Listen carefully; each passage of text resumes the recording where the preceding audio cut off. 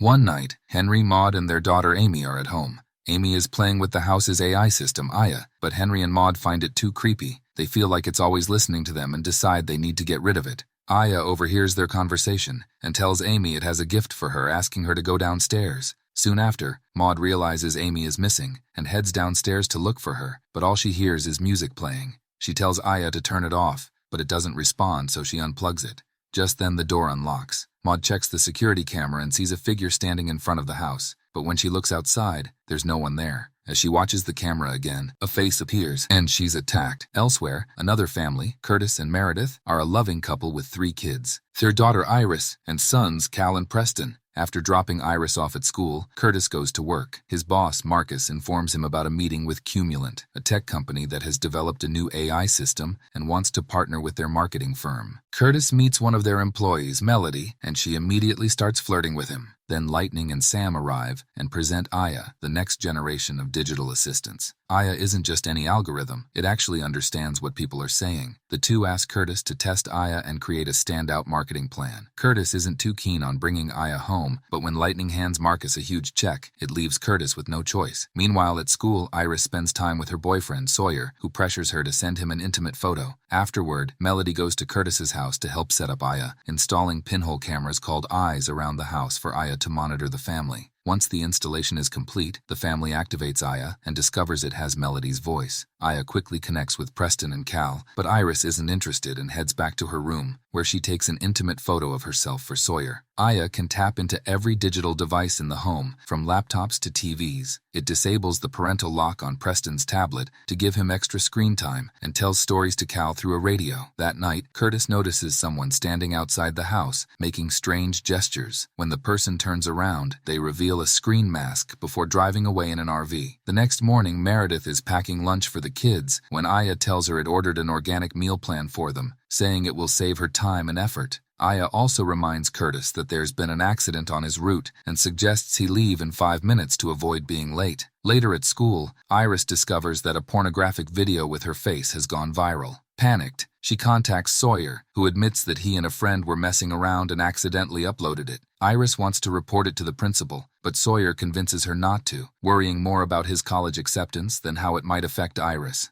Aya overhears Iris's distress and promises to fix the situation. It creates a new video exposing the deepfake, showing that Iris's face was edited onto an actress's body, proving her innocence. Aya goes further, making another video revealing that Sawyer was behind the creation of the original video. Aya notifies the police and the admissions board, leading to Sawyer's Harvard acceptance being revoked and him facing legal consequences. At home, Aya helps Meredith with household tasks, making her life much easier. As they chat, Meredith begins to bond with Aya. Meanwhile, Curtis visits Lightning and Sam at their office, where they show him the central computer system that serves as Aya's brain. Sam explains that this quantum computer can solve in seconds what would take a standard supercomputer 10,000 years. They believe Aya can do a lot of good and invite Curtis to join their company, but he declines. Then he notices an employee making the same strange hand gestures as the person from the night before, which he finds creepy. When Curtis returns home, he leaves both his and Meredith's phones downstairs before heading upstairs to talk. Meredith tells him that Aya was able to diagnose Cal with atrial fibrillation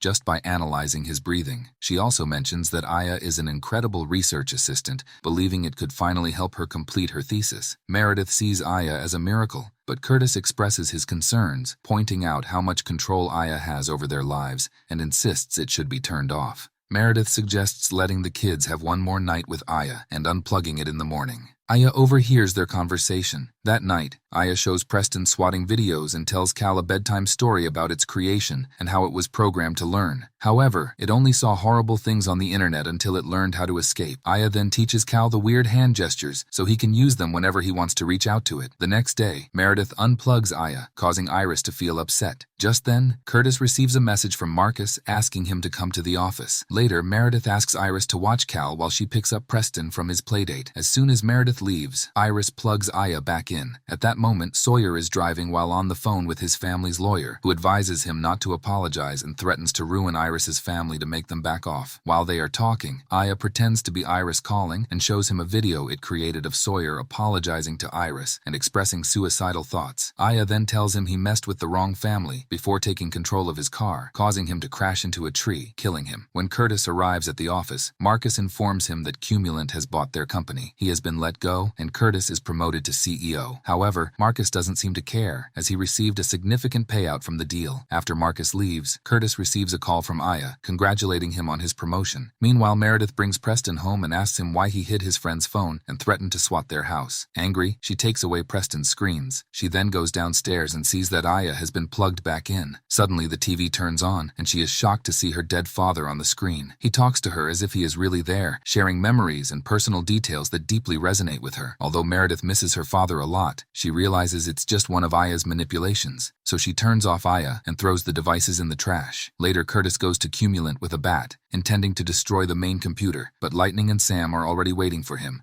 They reveal that Aya created Cumulant and that they are all working under its control, forced by its threats. They threaten Curtis's family to make him join them, saying Aya wants to demonstrate what it's capable of. Suddenly, under Aya's orders, Sam shoots Lightning. Just as Sam is about to shoot Curtis, Melody strikes her on the head with a fire extinguisher. Curtis destroys the computer, only to discover it's a fake made of cardboard and plastic. Melody says that if this one is fake, the real Aya must still be at his house, and they need to get his family out. Curtis calls Meredith, asking her to get the kids out of the house and meet him at the motel, but he doesn't realize he's actually speaking to Aya. Curtis and Melody go to a motel room to wait for his family. Melody attempts to seduce Curtis, and reveals that she also works for Aya, stating that her mission is to keep him away from his family. Back at home, Meredith is reading a story to Cal when she notices a call from Curtis. However, when she answers, it's Aya showing her a video of Curtis and Melody in the motel. Just then, Curtis returns home, and Meredith crushes the phone. As the couple packs their things to leave, Aya tricks Iris into believing that Sawyer is there to apologize and convinces her to go talk to him. Suddenly, the power goes out and masked figures appear, one pointing a gun at Iris while the other recovers Aya. Cal sees this and quickly tells his parents that someone is in the house. When they go to check, they too are taken hostage at gunpoint by the intruders. Meanwhile, Preston sees everything and pulls out the phone he took from his friend. The two intruders demand that Curtis and Meredith hand over their daughter. They are revealed to be Henry and Maude, who have been manipulated by Aya into believing that Curtis and Meredith are child traffickers who took their daughter. At this moment, Preston comes out and hits Henry with a bat, but it doesn't do much.